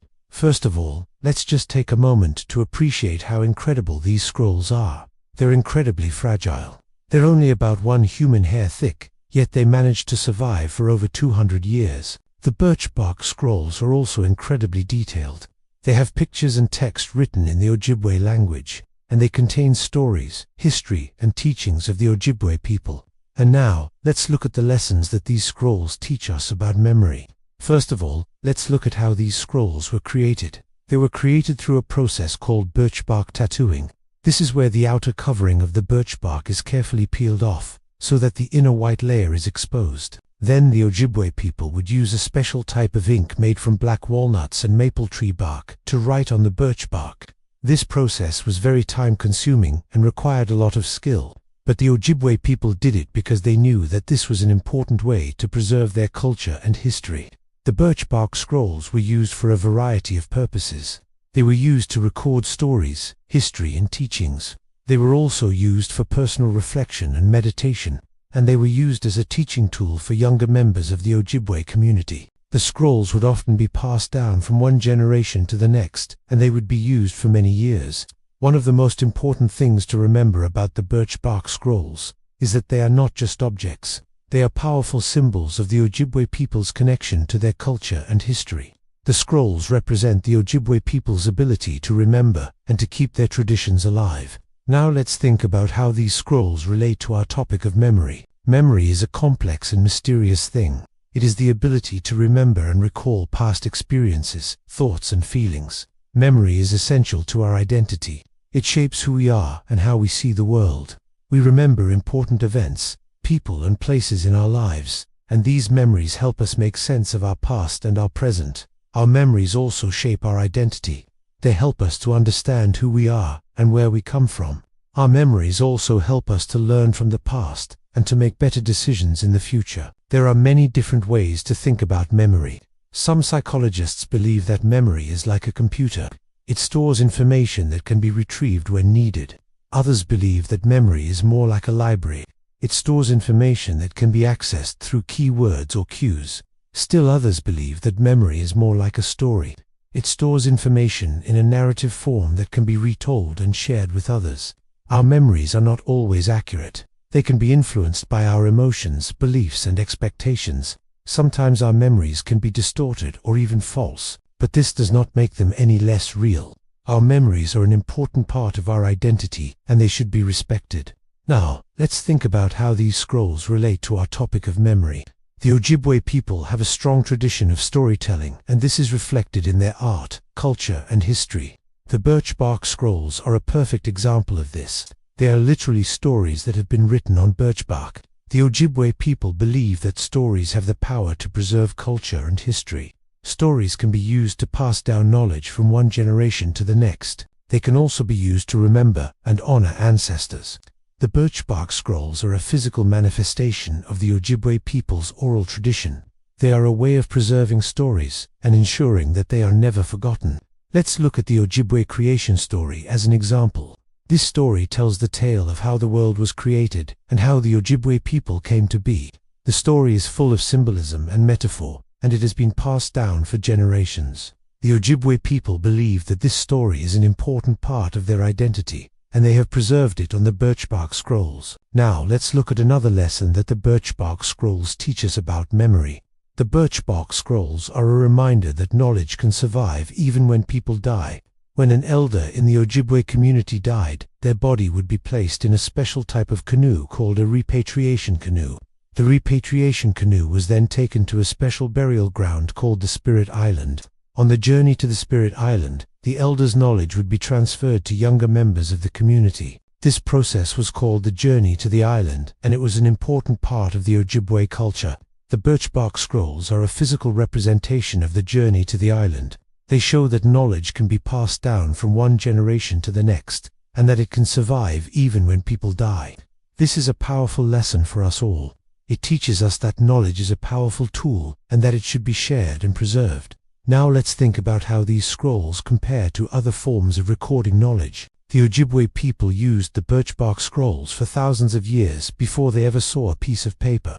Paper is a relatively new invention. It was first developed in China around 100 AD, and it didn't reach Europe until the Middle Ages. The fragility of paper is one of its main weaknesses. It can be easily damaged or destroyed by water, fire, or insects. The Ojibwe people knew this, but they still used paper. They knew that the benefits of paper outweighed its weaknesses. Paper was a better way to record knowledge than using a spoken language alone. It allowed them to write down their stories, history, and teachings, and pass them on to future generations. Now let's look at another comparison. Books are a more durable form of recording knowledge than paper. They have hardcovers that protect the pages inside, but books are still vulnerable to damage. They can be crushed, torn, or burned. The Ojibwe people knew this, too, but they still used books. They knew that the benefits of books outweighed their weaknesses. Books were a better way to record knowledge than using spoken language alone. They allowed the Ojibwe people to share their stories, history, and teachings with a wider audience. Now let's think about another lesson that the Birch Bark Scrolls teach us about memory. The Birch Bark Scrolls are a reminder that people are more important than objects. The scrolls themselves are fragile and they can be easily damaged, but the knowledge that they contain is more important than the physical objects. The Ojibwe people knew this too. They knew that the scrolls could be lost or destroyed, but that the knowledge they contained would live on. The scrolls were simply a way of preserving knowledge. They were not the knowledge itself. This lesson is important for us all. It teaches us that the most important thing is the knowledge and understanding we gain. It doesn't matter if we lose the physical objects that we use to store knowledge. As long as we keep learning and growing, we will continue to gain new insights and perspectives on the world around us. Let's move on to our final lesson about the Birch Bark Scrolls. The birch bark scrolls are a reminder that the natural world is sacred. The Ojibwe people had a deep respect for the natural world, and they believed that everything in nature had a spirit. The scrolls themselves were made from the bark of birch trees, which was a sacred tree to the Ojibwe people. The Ojibwe people believed that the birch tree was a symbol of life and renewal, and they used it for a variety of purposes, including making canoes, baskets, and scrolls. This lesson is important for us all. It teaches us that we should respect and care for the natural world. Everything in nature is interconnected, and we all have a responsibility to protect the environment. If we do not take care of the natural world, it will not take care of us. Now, let's finish up by talking about how the Ojibwe scrolls connect to other cultures around the world. The Ojibwe scrolls are a unique and important part of Native American culture, but they also connect to cultures around the world.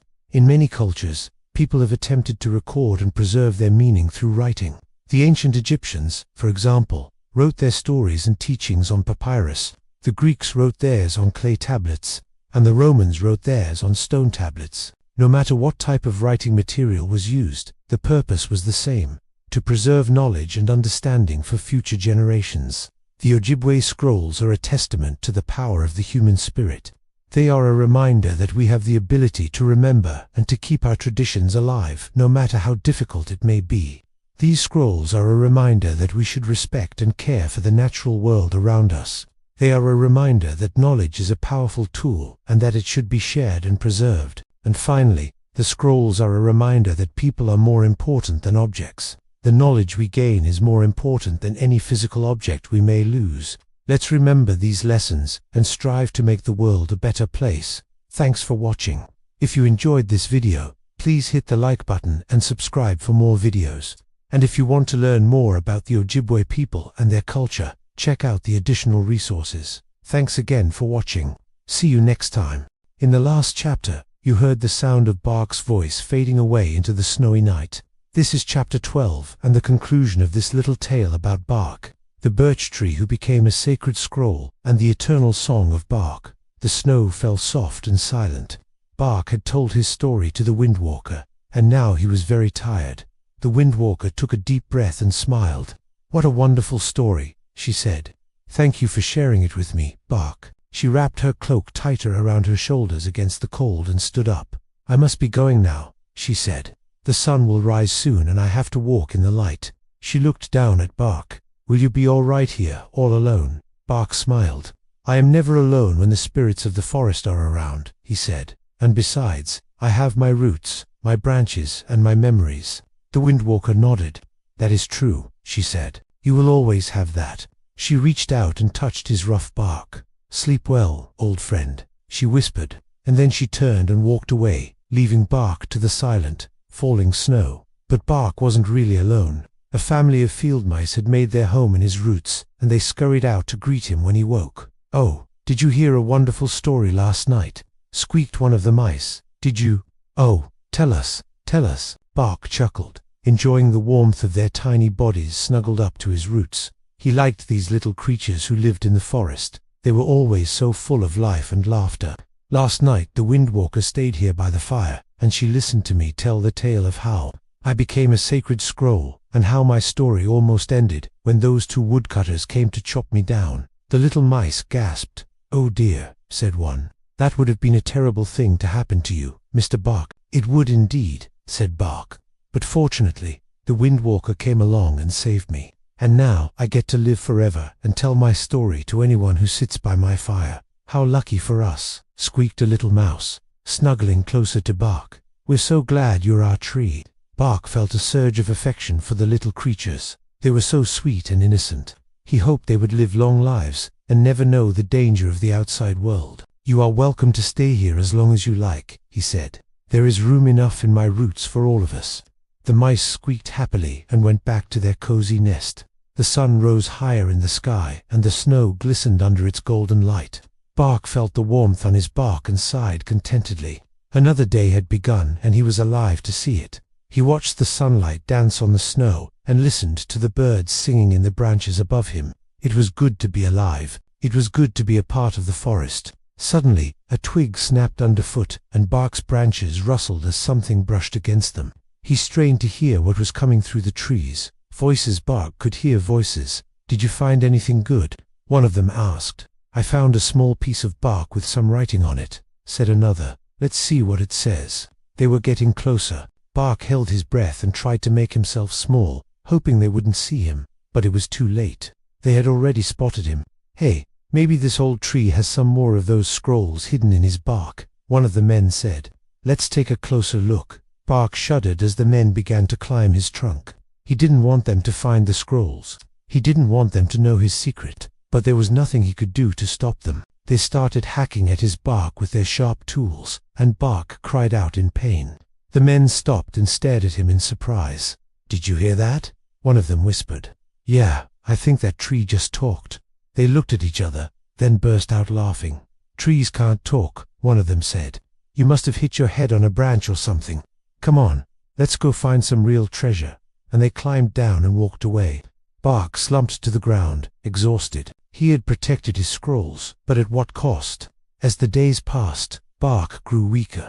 The memory of the encounter with the woodcutters faded, but the pain in his bark remained. He watched the seasons change from spring to summer to fall, and each season brought new pain. In the winter, the snow would melt, and the rain would soak into his bark, causing it to crack and peel away. Bark knew that he wasn't going to survive the winter. His time had come. And as the first snowflakes of winter began to fall, Bark called out to the spirits of the forest. "Please," he whispered, "save my scrolls." The spirits heard his plea and sent the Windwalker to help him. She arrived just as the first rays of sunlight touched the snow. "Oh, Bark," she said, "you have waited a long time for me." "I'm sorry," Bark rasped. "I've been so weak and helpless, but I knew you would come." "Of course I came," the Windwalker said, kneeling beside him. "I promised, didn't I? Now close your eyes and listen." Bark closed his eyes and the Windwalker began to hum. Her voice was like the sound of the wind through the trees, and it soothed Bark's tired mind.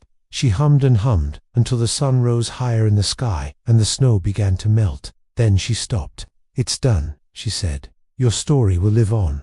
Bark opened his eyes and looked at her in wonder. "What have you done?" he whispered. The Windwalker smiled. "I have taken your story and woven it into the very fabric of the forest," she said. "From this day forward, your story will be told by the trees, sung by the birds, and whispered by the wind. You will live on, Bark, even after you are gone."